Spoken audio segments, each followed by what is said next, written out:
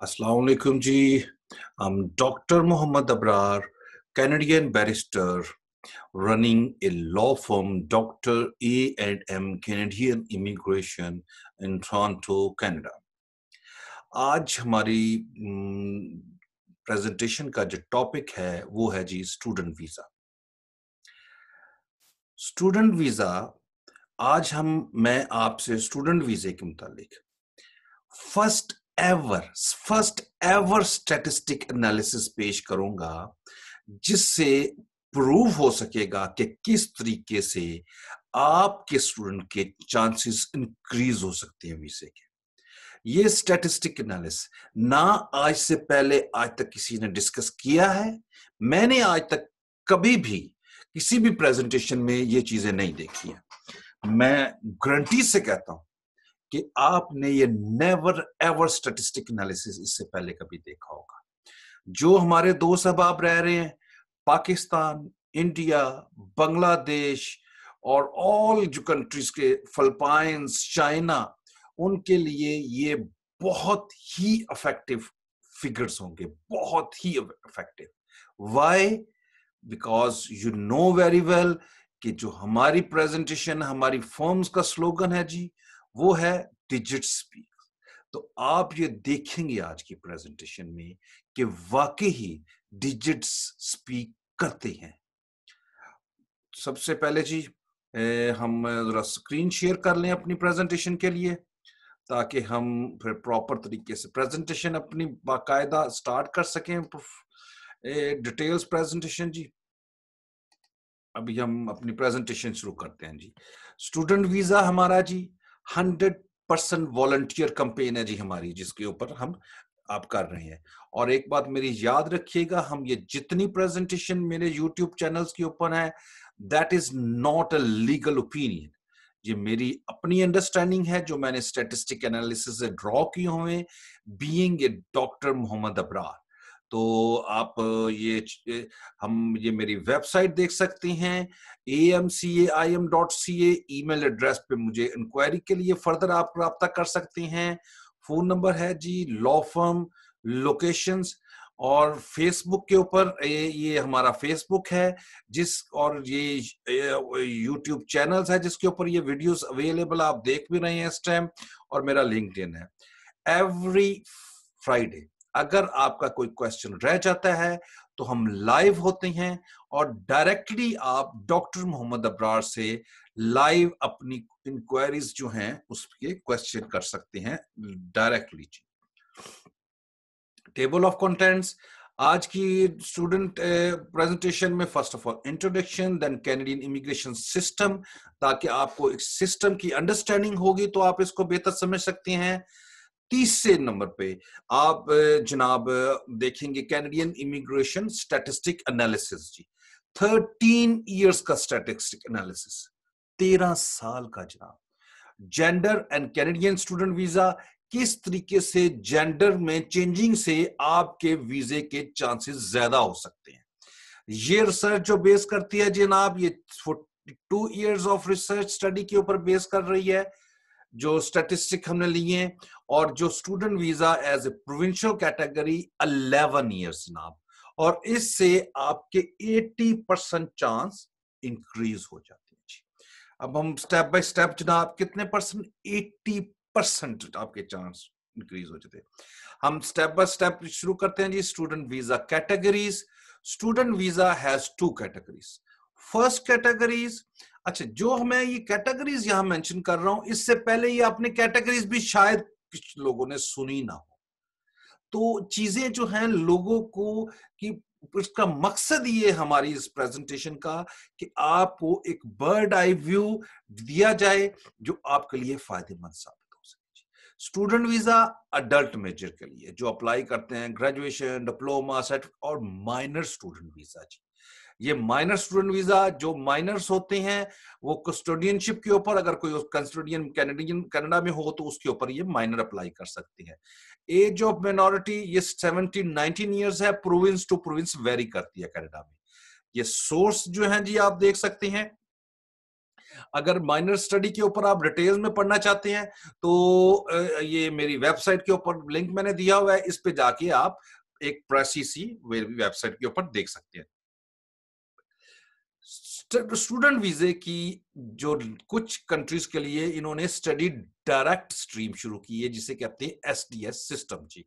ये 7 कंट्रीज हैं, China, India, Morocco, Pakistan, Philippines, Senegal और वियतनाम जी। और पाकिस्तान भी अब इन्होंने अभी जी शामिल किया है एसडीएस सिस्टम के तहत। और ये लिंक है जी इनका गवर्नमेंट ऑफ कनाडा की ऑफिशियल वेबसाइट का, आप इस पे जाके इसकी फर्दर डिटेल्स ले सकते हैं जी। डायरेक्ट स्टडीज डायरेक्ट स्ट्रीम में क्या क्या चीजें चाहिए होती है जी? एक्सेप्टेंस लेटर चाहिए होता है, post secondary designated learning institution से।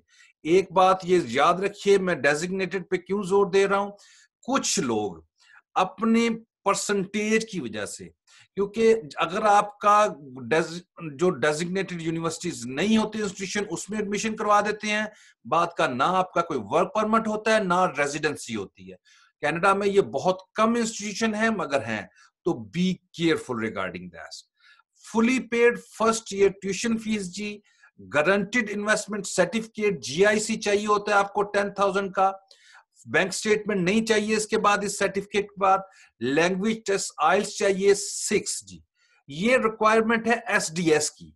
जो आप एडमिशन के लिए अप्लाई करेंगे, अगर एक एडमिशन की रिक्वायरमेंट 5 है किसी जगह पे, तो आपको एसडीएस के लिए 6 चाहिए।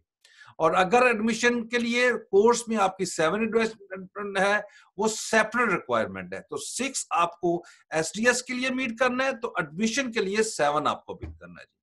Medical exam if required and police certificate. ये डिटेल्स अगर आप इसकी पढ़ना चाहते हैं एसडीएस की, तो गवर्नमेंट ऑफ कनाडा की ऑफिशियल वेबसाइट का लिंक नीचे मौजूद है। कैनेडियन इमिग्रेशन, इसको समझना बहुत जरूरी है स्टूडेंट वीजे के लिए, ताकि आपकी अंडरस्टैंडिंग हो सके जी। कैनेडियन इमिग्रेशन 2 एरियाज में जी मेनली, एक है फेडरल इमिग्रेशन और प्रोविंशियल इमिग्रेशन। फेडरल इमिग्रेशन जब आप पेरेंट्स का अप्लाई करते हैं, federal immigration, permanent residency federal immigration, express entry federal immigration. और कुछ कैटेगरीज जो हैं वो पर्टिकुलर सिर्फ प्रोविंस के कैटेगरीज में। स्टूडेंट वीजा जो है ना जी, वो प्रोविंशियल कैटेगरीज है, वो फेडरल कैटेगरीज नहीं आता। तो स्टूडेंट वीजा में हर प्रोविंस की अपनी पॉलिसी है जी स्टूडेंट वीजा की, ये याद रखिए, ये प्रोविंस टू प्रोविंस वेरी करती है। अब हम ये आपको अब पता चल गया स्टूडेंट वीजे के लिए जी। अच्छा, अब मैं जो सबसे इंपॉर्टेंट बात करने जा रहा हूं, सबसे इंपॉर्टेंट बात जो जो हमारे इस रीजन में होती है, अनफॉर्चुनेटली मैं ये करना चाहूंगा, are you paying to reduce your visa chances? आप जो इन कंट्रीज में हैं, आप जो चार्जेस दे रहे हैं अपने जो लोकल उधर पाकिस्तान, इंडिया, बांग्लादेश में है रिप्रेजेंटेटिव, उनको वीजा लगने के पैसे नहीं दे रहे, उनके साथ कंसल्टेंट आपको रिप्रेजेंट बनाने से आपके वीजे के चांस कम होने के पैसे दे रहे हैं। किस तरीके से जी? फर्स्ट ऑफ ऑल जो हमारी है, more commission less reputed education institution less chance of visa. किस तरीके से जी? मैं छोटी सी एग्जांपल देता हूं आपको। आपका एक जो टॉप की इधर एक फॉर एग्जांपल एक कंसल्टेंट है जिससे आप डील कर रहे हैं अपने होम कंट्री में आउट ऑफ कनाडा, उसमें आपने कंसल्टेंट को चार्जेस दिए हैं जी, फॉर एग्जांपल 5,000 रुपीज दिए हैं जनाब, आपने अपने स्टूडेंट वीजा अप्लाई करने के लिए। उसने आपका स्टूडेंट वीजा एक यूनिवर्सिटी में अप्लाई किया, किसी भी यूनिवर्सिटी में आपका एडमिशन के लिए अप्लाई किया। एक बात याद रखिएगा, जो यूनिवर्सिटी के रिप्रेजेंटेटिव होते हैं उनका कमीशन होता है, ये सबको हमें पता है। वो कमीशन कितने परसेंट से होता है? हम कह सकते हैं जी वो 10% से 30% फॉर एग्जांपल उनका कमीशन होता है जी। अब ये बात याद रखिए, जिस यूनिवर्सिटी का जितना जो अब जब कंसल्टेंट के पास जाएंगे, उसकी ट्राई होगी कि आपका एडमिशन उस यूनिवर्सिटी में वो करवाए जिसमें उसका कमीशन ज्यादा है। उसकी ट्राई क्या होगी जी? आपका कमीशन उस यूनिवर्सिटी में करवाए जिसमें कमीशन उसका ज्यादा है। अच्छा, अब मुझे बताएं कि किस यूनिवर्सिटी का कमीशन ज्यादा होगा जी? उस यूनिवर्सिटी का कमीशन ज्यादा देगी वो अपने रिप्रेजेंटेटिव को जिसकी रैंकिंग लो है। एक यूनिवर्सिटी की रैंकिंग है जी, फॉर एग्जांपल वो 10% में आती है, 10 नीचे बिलो बहुत ही उसकी रैंकिंग 10% है, माइनस में उसकी रैंकिंग है जी। अब वो देगी 30% जी उसको, वो नीचे से 10वें नंबर पे है। टोटल 100 फॉर एग्जांपल यूनिवर्सिटीज है तो नीचे से 100, या उसका हम कहते हैं कि कह सकते हैं कि 100 यूनिवर्सिटी अगर कनाडा में एग्जांपल के तौर पे उसका 100 नंबर है जी। वो रिप्रेजेंटेटिव को कितना परसेंटेज देगी? ऑफ कोर्स उसकी रैंकिंग कम है तो वो 30% देगी जी अपने रिप्रेजेंटेटिव को कमीशन। आपका जो रिप्रेजेंटेटिव है वो क्या कर रहा है, आपको उसमें एडमिशन करवाएगा क्योंकि उसमें उसका कमीशन ज्यादा है।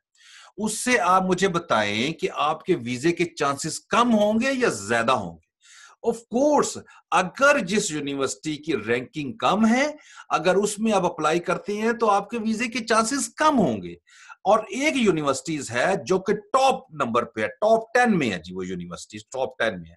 अगर आपका उसमें एडमिशन होता है तो उसमें आपके वीजे के चांसेस ज्यादा हैं, ये जो नीचे वाली 100 नंबर पे यूनिवर्सिटी है उसके ज्यादा है। ऑफ कोर्स टॉप यूनिवर्सिटीज में आपके वीजे के चांसेस ज्यादा है। तो क्वेश्चन ये बनता है इधर कि आया वो आपका टॉप यूनिवर्सिटी में एडमिशन करवाएगा?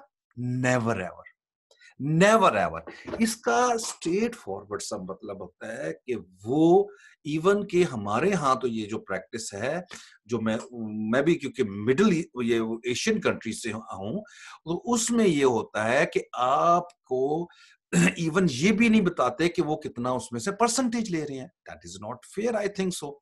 आपको पता है कि अगर फॉर एग्जाम्पल आपकी 20,000 फीस है 1 ईयर की और वो 30% बीच में से ले रहे हैं, तो 30% फीस का आप कितना बनता है? आपकी फीस का 30% $6,000, $6,000 जो है वो कमीशन ले रहे हैं यूनिवर्सिटी से, और उसके अलावा आपसे ये अलहदा फीस ले रहे हैं। आपसे वीजा चार्ज करने के, अप्लाई करने के different charges. So straight, so much ये चार्जेस ले रहे हैं आपसे। तो बी केयरफुल, जब आप किसी भी यूनिवर्सिटी के रिप्रेजेंटेटिव के पास जाते हैं तो याद रखिए उससे आपके वीजे के चांसेस कम नहीं होते।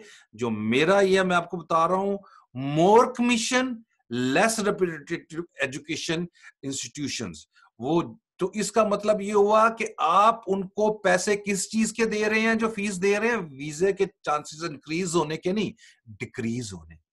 सो please, please try to understand. More commission for non designated institutions.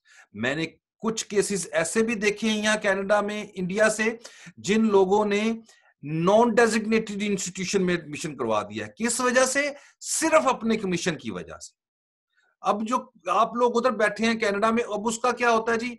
उसका नुकसान क्या है कि ना वो अब वो बेचारा ना वर्क परमिट अप्लाई कर सकता है ना कुछ कर सकता है। एक मैं एग्जांपल देता हूं, एक स्टूडेंट से मेरी डिस्कशन हो रही थी, वो नॉन डेजिग्नेटेड इंस्टीट्यूशन में आ गया जी। वो उसने कोर्स लिया 4 इयर्स का। जब वो 3rd ईयर में आया तो उसको पता चला कि उसका नॉन डेजिग्नेटेड इंस्टीट्यूशन है, अब वो नहीं कर सकता, वर्क परमिट अप्लाई नहीं कर सकता। उसके पास दो ऑप्शन थे, या वो इंडिया वापस चला जाए या वो अपनी एजुकेशन कंप्लीट करे पहले 4 इयर्स वाली, कंप्लीट करने के बाद फिर वो डेजिग्नेटेड इंस्टीट्यूशन में दाखला ले और उधर फर्दर एजुकेशन कंप्लीट करे और उसके बाद वर्क परमिट अप्लाई करे। तो देखें, जिस कंसल्टेंट ने उसका नॉट डेजिग्नेटेड इंस्टीट्यूशन में दाखला करवाया, कितना जुल्म किया। कितने जालिम लोग हैं कि अपने छोटे छोटे कमीशन के लिए उस बेचारे के कितने साल जाया कर दिए। उसके अपने 3, 4, 5, 6 हजार डॉलर के पीछे उसके हजारों डॉलर, और उसके अलावा जो टाइम पीरियड बेचारे का लगा, वो जो उसने सफर किया, वो लगा। So please be careful before selecting the representative. For selection of representative एक सेपरेट वीडियो है मेरी, आप यूट्यूब पे उस पर देख सकते हैं, जिसमें आपको प्रॉपर उसमें एडवाइस की गई है कि आपने रिप्रेजेंटेटिव किस तरीके से सिलेक्ट करना है। नॉन रिकॉन्स्टिट्यूशन रिव्यू और अपील, ये सिर्फ उसी में आप डिटेल में मैं बात अभी नहीं करूंगा इधर, ये सिर्फ कैनेडियन बैरिस्टर कर सकता है, ये रिकॉन्स्टिट्यूशन रिव्यू और अपील। तो मेरी आपसे गुजारिश है कि ट्राई कीजिए कि कैनेडियन बैरिस्टर जो है वो आपको रिप्रेजेंट करे। जो इमिग्रेशन को डील करता हो, जो कि इमिग्रेशन को डील करता हो। आप वेबसाइट पे, उसके प्रोफाइल पे, उनकी चीजों पे जाके देखिए कि वो किस किस एरिया में उसकी एरिया ऑफ प्रैक्टिस किया है। Currency rate. अच्छा जी, बाज़ जगह पे ये भी होता है कि बाज़ मुल्कों में लोग क्या करते हैं जी, कंसल्टेंट के थ्रू अप्लाई करते हैं, कंसल्टेंट ही पैसे लेता है, वही फीस जमा कराता है, वही आगे कुछ करता है। जो मेरी अंडरस्टैंडिंग है, जो मैं एक रफली आइडिया पेश कर रहा हूँ। आपने क्या किया जी, आपने फॉर एग्जांपल कंसल्टेंट को आज फीस दी, उसमें आज का रेट जो है ना जी ₹100 है डॉलर का, कैनेडियन डॉलर का फॉर एग्जांपल जी। आपने क्या किया, आपका वीज़ा नहीं लगा 6 महीने, साल, आपने 6 महीने या साल के बाद डॉलर की कीमत होगी जी ₹120। जब वो आपको पैसे वापस करेगा आपके, वो 120 के हिसाब से नहीं करेगा, वो ₹100 के हिसाब से करेगा। ये भी बात याद रखिए। हर जगह में मार्जिन है, हर जगह में मार्जिन है। Non licensing, qualification and regulated body, ये नॉन प्रोफेशनल लोग हैं, इनका कोई लाइसेंस नहीं है, कोई क्वालिफिकेशन नहीं है, कोई रेगुलेटरी बॉडी के अंडर ये काम नहीं करती, कोई रेगुलेटरी, कोई। कनाडा में अगर आप करती हैं तो आप डैमेजेस क्लेम कर सकते हैं अगर किसी ने आपके साथ अनफेयर किया प्रैक्टिस के दौरान। दोबारा फिर मैं आपको कहूंगा कि वो रिप्रेजेंटेटिव वाली आप प्रेजेंटेशन देखिए मेरी, कि how to select a representative. आप अपने इलाकों में करते हैं तो बाद में अगर अल्लाह ना करे आपका वीजा नहीं लगता, तो आप ये दुआ कर रहे होते हैं मेरे ओरिजिनल पैसे तो वापस मिल जाए। तो please please be careful. Non accountable, no accountability if no professional liability insurance. इन आप हमारे कंट्रीज में कोई प्रोफेशनल लाइबिलिटीज नहीं होती है। कनाडा में अगर आप करते हैं कि प्रॉपर प्रोफेशनल लाइबिलिटी इंश्योरेंस है, कोई आपसे चीट करता है तो आप डैमेजेस क्लेम कर सकते हैं, उसका लाइसेंस कैंसिल करवा सकते हैं। इस वजह से नो, नॉट एट ऑल कोई बैरिस्टर आपसे कभी भी एवर ऐसे करेगा। मैंने स्टैटिस्टिक एनालिसिस की बात की थी, ये हम पिछले 13 साल का एक, मैं आपको एक कंट्रीज का हम एक के लिए एक हम मैं आपको एक स्टैटिस्टिक एनालिसिस दे रहा हूं, जो कि आपको पता है हमारी प्रैक्टिस का जो कि स्लोगन है हमारी लॉ फर्म का, डिजिट स्पीक्स, उसमें दे रहा हूं ताकि आपको पता चले किस तरीके से केस किस तरीके से तैयार होता है, किस तरीके से चीजें इंफॉर्मेशन ज्यादा हो किसी के पास अगर हैं, तो वो आपके केस के चांस ज्यादा इंक्रीज कर सकता है। एक हम डाटे को एनालाइज करते हैं, कंट्री टू किस तरीके से डिजिट स्पीक करते हैं जी। ये हमारा 13 साल का डाटा जी, पाकिस्तान में से जो स्टूडेंट वीजे आए हैं, स्कैटर डाटा है, सीआईसी की वेबसाइट पे मौजूद है, आप जा सकते हैं, मगर स्कैटर्ड है, मैंने इसको इकट्ठा कर लिया है। आप ये देखें कि 2006 से लेके हम बात करेंगे 2018 की, 2000 से टोटल स्टूडेंट इंक्रीज होते होते आप देखते हैं कि ये यहां तक टॉप पे आ गए, 5260 वीजे लगे जी 2015 में, ये आप देख सकते हैं जी, ये हाईएस्ट रेंज तक पहुंच गए। उसके बाद आप देखेंगे कि जिगजैग है, कोई अनसर्टनिटी है। आया ये 2016 में 4000 हो गए, 17 में 5000 हो गए फिर, और 18 में 4000 से भी नीचे हो गए। आया कि जो ये पीरियड है इसकी क्या वजह, आया कोई गवर्नमेंट रिस्ट्रिक्शन लगा दी? नो। क्या वजह है कि इतनी ज्यादा अनइक्वलिटी है इसमें?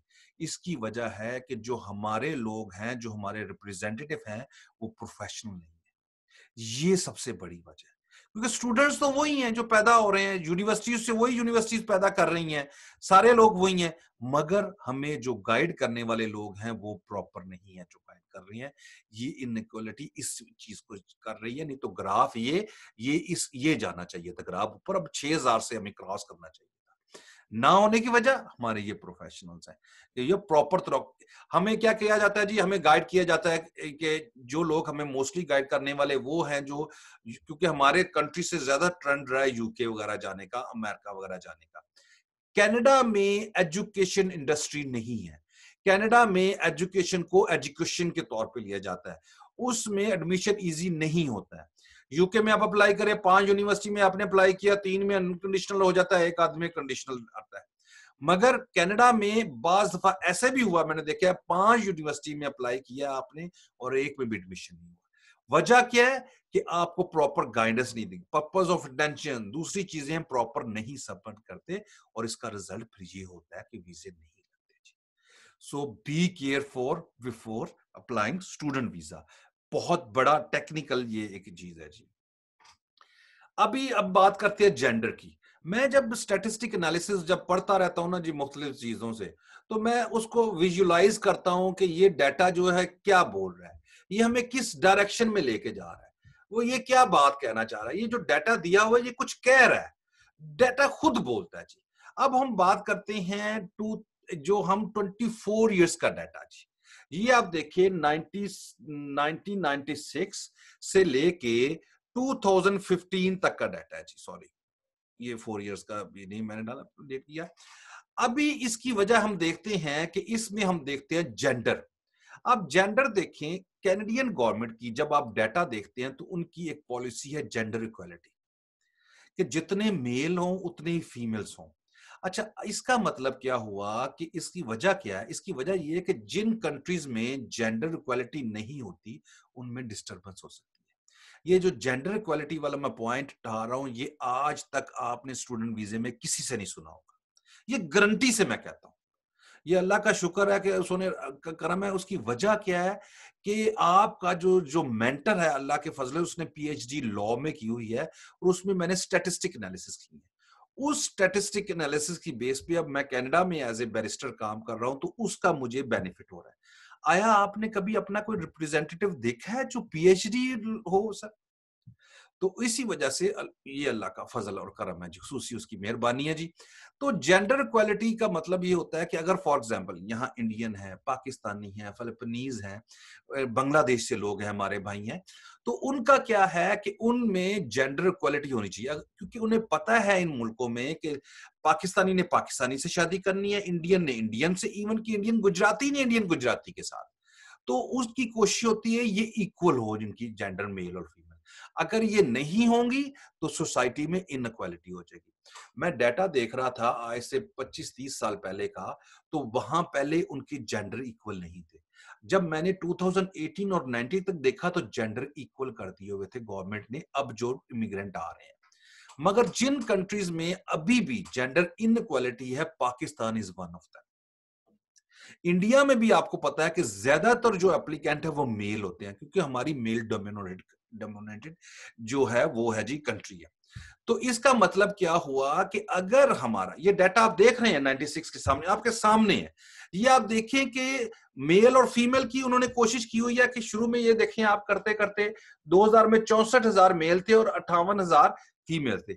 अगर आप ये देखें मेल और ये, इससे ये साबित हो रहा है कि ज्यादातर मेल है, मगर इनकी कोशिश है कि इनको इक्वलाइज किया जाए, इनको बराबर किया जाए दूसरे वे से, एंड डिफरेंट वेज।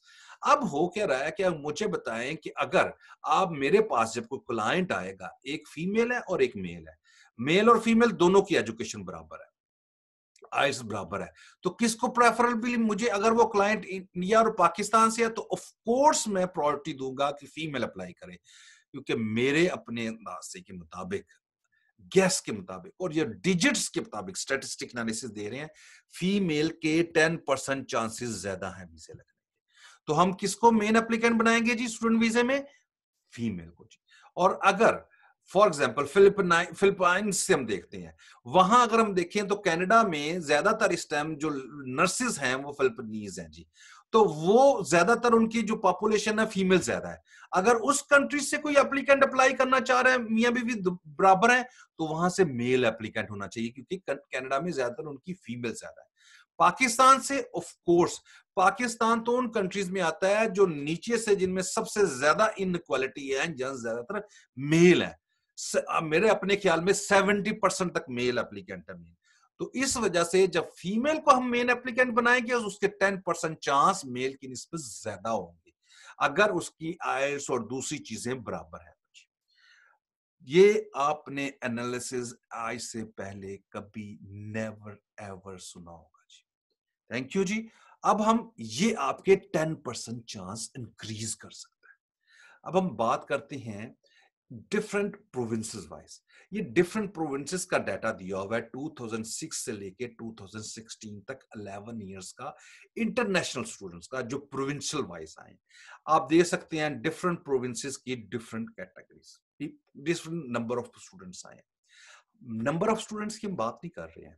हमें ये देखना पड़ेगा कि अगर फॉर एग्जांपल मैं बात करता हूं मैनिटोबा प्रोविंस जब लेते हैं जी बीच में से, मैनिटोबा प्रोविंस में एक कंट्री हम लगाते हैं जी इंडिया, इंडिया या पाकिस्तान जी। इसमें हमने टोटल स्टूडेंट्स ने जो अप्लाई किया 100 स्टूडेंट्स ने अप्लाई किया जी। 100 स्टूडेंट में से वीजा लगा जी इसमें से 80 स्टूडेंट्स का। कितनी परसेंटेज होगी जी? 80% होगी। इसके बरक्स अगर हम देखें दूसरी साइड के ऊपर, अगर हम देखते हैं फॉर एग्जांपल न्यू ब्रंसविक का, हम देखते हैं जी फॉर एग्जांपल अल्बर्टा का जी। अल्बर्टा में 100 स्टूडेंट्स ने अप्लाई किया तो उसमें से वीजा लगा 30 का जी। तो क्या ये मैं एग्जांपल के हिसाब से फर्जी बता रहा हूं, गैस 30% हो गया रेशियो। अब जब मैंने पाकिस्तान का स्टैटिस्टिक एनालिसिस निकाला प्रोविंस टू प्रोविंस कितने चांसेस थे, आई वाज शॉक्ड। परसेंटेज जो फर्क था वो ऑलमोस्ट नीचे से 10-20% से लेके 80% तक था। एक प्रोविंस में आप अप्लाई करते हैं तो सर आपके 80% चांस है, एक प्रोविंस में अप्लाई करते हैं 20% चांस है, 30% चांस है। तो क्योंकि स्टूडेंट वीजा प्रोविंशियल कैटेगरीज है, तो आपने बी केयरफुल जब आपने जिस प्रोविंस में अप्लाई करना है, आपके कंट्री का उस प्रोविंस में क्या परसेंटेज है, that matter as well too much. और मैं गारंटी से कहता हूं आपने ये नेवर एवर, फिगर्स तो दूर की बात है, आपने ये चीजें सुनी भी नहीं होंगी, जिससे आपके चांसेस 80% तक इंक्रीज कर जाते हैं। आपने वो प्रोविंस सेलेक्ट किया जिसमें आपके चांसेस आपकी कंट्री के 80% हैं, और आपके साथ एक सेम लड़का सेम आइल्स वाला सेम सारा कुछ अप्लाई कर रहा है, उस प्रोविंस में अप्लाई किया जिसके 30% चांस है, तो आपके घर से निकलते हुए चांसेस ही 80% ज्यादा हो। और प्लस आपने क्या किया कि आपने उसके साथ जेंडर में मियां बीवी दोनों हैं, आपने मियां बीवी का अप्लाई कर दिया, मैंने 10% और चांस हो गए। आपके कितने परसेंट चांस हो गए जी? 90%। तो बाकी तो फिर आपने इंशाल्लाह अल्लाह के फजलो करम से रिक्वायरमेंट्स पूरी करनी है तो आपका काम वीजा हो जाना है। Why? Your application is based on digits, statistic analysis, they are clear cut showing here. अब हम हमारी स्पेसिफिकेशन क्या जी? We determine as per your profile, professional profile plus CIC criteria. What is the CIC criteria? उससे बाहर हम straight forward no, जो criteria हम सिर्फ उसकी बात करते हैं। हमारी स्पेशलिटी क्या है जी? स्टैटिस्टिक एनालिसिस, जो कि आप मेरी दूसरी प्रेजेंटेशन में देख रहे हैं, एक्सप्रेस एंट्री में, वर्क परमिट में, पीएनपी में, स्टूडेंट वीजा में। आप लोगों की वीडियो देखेंगे यूट्यूब, उसमें हर प्रोफेशन के मुताबिक लिखा होगा जी, एक्सप्रेस एंट्री में जाएंगे सारे कह रहे हैं जी धड़ाधड़ एक्सप्रेस एंट्री हो रही है जी, धड़ाधड़ पीएनपी हो रही है। मैं जो फैक्ट्स हैं वो बताता हूं, जो स्टैटिस्टिक्स हैं, जो डिजिट्स बता रहे हैं। मेरी वीडियोस देख के आपको मोस्टली वीडियोस में लगेगा कि वीजे के चांसेस नहीं है, क्योंकि मैं जो स्टैटिस्टिक है, जो एक्चुअल सिचुएशन है वो बता रहा हूं। स्टूडेंट के लॉट ऑफ चांसेस अगर आपकी डायरेक्शन सही है। इसमें एक बात बहुत इंपॉर्टेंट है, आपको बताता जाऊं, स्टूडेंट वीजे में एज मैटर नहीं करती है। मैंने यहां एक पिछले दिनों एक दोस्त से बात हो रही, एक जापानीज को देखा, वो 55 इयर्स में म्यूजिक एजुकेशन करने आया हुआ था। हमारे कंट्रीज में मास्टर डिग्री के बाद जॉब की जाती है। आपने ये नहीं देखना कि आप अपने कंट्री का, आपने देखना है जिस कंट्री में आप वीजा अप्लाई कर रहे हैं वहां क्या रेशियो है। कनाडा और डेवलप कंट्रीज में मास्टर का मतलब भी स्पेशलाइजेशन है, वो 10-15 साल की जॉब के बाद की जाती है, जब आपकी ये 40-50 साल हो जाती है, जैसे हमारे एग्जीक्यूटिव मास्टर्स होते हैं। तो 40-45 साल में यहां एजुकेशन करना आना कोई बड़ी बात नहीं है जी। एक्सेप्टेंस केसेस, अगर आपका केस के चांस नहीं है, एक्सप्रेस एंट्री में, पीएनपी, हम स्ट्रेट फॉरवर्ड कह देंगे। मैं स्ट्रेट फॉरवर्ड कहता हूं क्लाइंट के आपके चांसेस नहीं है। उसकी वजह है कि मैं नहीं चाहता कि उनके चांसेस आया हो, और दूसरी वजह है कि मेरा बिलीव है अल्लाह और अल्लाह की जात में बिलीव है, मेरा ये बिलीव है कि क्लाइंट राजी नहीं है, अल्लाह ताला की जात राजी है। वो रिस्क देने वाला है। इस वजह से मैं स्ट्रेट फॉरवर्ड बताता हूं जो फैक्ट्स होते हैं कि आपका केस हो सकता है, अगर नहीं हो सकता तो स्टेट में मैं केस लेता ही नहीं हूं सर जी। Doctor Mohammad Abrar as a very strong academic background जी। आप मेरा प्रोफेशन देखें जी, मैंने पहले LLM किया हुआ है, फिर मैं यूनिवर्सिटी में पढ़ाता रहा हूं, उसके बाद मेरी PhD है लॉ में, मेरी पब्लिकेशंस हैं, मेरा academic background so much strong है। इस वजह से स्टूडेंट वीजा मेरी स्पेशलाइजेशन है। मैं आपकी प्रोफाइल और ये जो चांसेस और सारी चीजें बात कर रहा हूं, ये इसी वजह से कर रहा हूं कि I have a very strong academic background. मुझे पता है किस तरीके से। मैं एक दोस्त से बात कर रहा था जी, वो था जी, डॉक्टर्स थे। उन्होंने कहा जी मैं अप्लाई करना चाह रहा हूँ कंसल्टेंट के थ्रू, तो मैं उसके थ्रू। मैंने कहा मुझे एक चीज बताएं आप, मैं जो खुद अप्लाई करता हूं, मैं कहता हूं कि एडमिशन आप खुद करवाएं, मेरे थ्रू नहीं। उसकी वजह क्या है? मुझे क्या पता कि मेडिकल में मैंने इंटेंशन टू पर्पस क्या लिखनी है उसमें, क्योंकि यहां एडमिशन लेते हुए ईच स्टेप मैटर्स करता है। और जो कंसल्टेंट के थ्रू अगर वो खुद लिख के भेज रहा है, उसे क्या पता प्रोफेशन के, वो अगर आपका एडमिशन करवा रहा है कि इंटेंशन टू पर्पस क्या होती है। इंटेंशन टू पर्पस सिर्फ आप ही लिख सकते हैं अपने एरिया में, आपको ज्यादा पता है। और बी केयरफुल रहिए इन तमाम चीजों से, प्लीज मेहरबानी से उसको रिप्रेजेंट कीजिए जिसके बाद आपके वीजे के चांसेस ज्यादा हो, ना कि इस चीज के पैसे दें कि आपके वीजे के चांसेस कम होने के पैसे ना दें। Please try to understand. Please, जो लास्ट में बहुत इंपॉर्टेंट एक बात कहूंगा, ये याद रखिएगा, please try to avail your best available real opportunity. ये बहुत जरूरी है, बहुत इंपॉर्टेंट है जी। फ्यूचर इंक्वायरीज के लिए हमारी वेबसाइट, ईमेल और फेसबुक, लिंक्डइन और यूट्यूब का है। हमें ज्यादा से ज्यादा यूट्यूब पे सब्सक्राइब कीजिए, फेसबुक के ऊपर फॉलो कीजिए, ताकि आप हमारी लेटेस्ट वीडियो कैनेडियन इमिग्रेशन के मुतालिक देख सकें। और जो उससे बड़ी हमारी स्पेशलिटी है, पाकिस्तानी, इंडियन, बंगाली, फिलिपीनीज, हर लोगों के लिए, चाइनीज, कि हम उन प्रोफेशनल्स के मुतालिक भी बात कर रहे हैं कि हम ये आपको बताते हैं अपनी प्रेजेंटेशन में किस तरीके से आप जो प्रोफेशनल लोग हैं कनाडा में आके एज ए प्रोफेशनल अपनी फील्ड में अपनी स्टडी ज्वाइन कर सकते हैं, अपनी प्रोफेशनल फील्ड को जी। हमने लॉयर्स के लिए वीडियो बनाई है, अनकरीब इंजीनियर्स, डॉक्टर, IT, अकाउंटेंट्स और जो फैकल्टी मेंबर्स हैं उनके लिए वीडियोस आ रही हैं। आप उसके लिए हमारे यूट्यूब चैनल्स पे student visa, work permit, job offer, PNP, express entry और अनकरीब स्कॉलरशिप, पोस्ट डॉक और फेलोशिप की वीडियोस भी आ रही हैं। कुछ वीडियो प्रेजेंट हैं, कुछ ऑन अ वे हैं प्रोसेस में।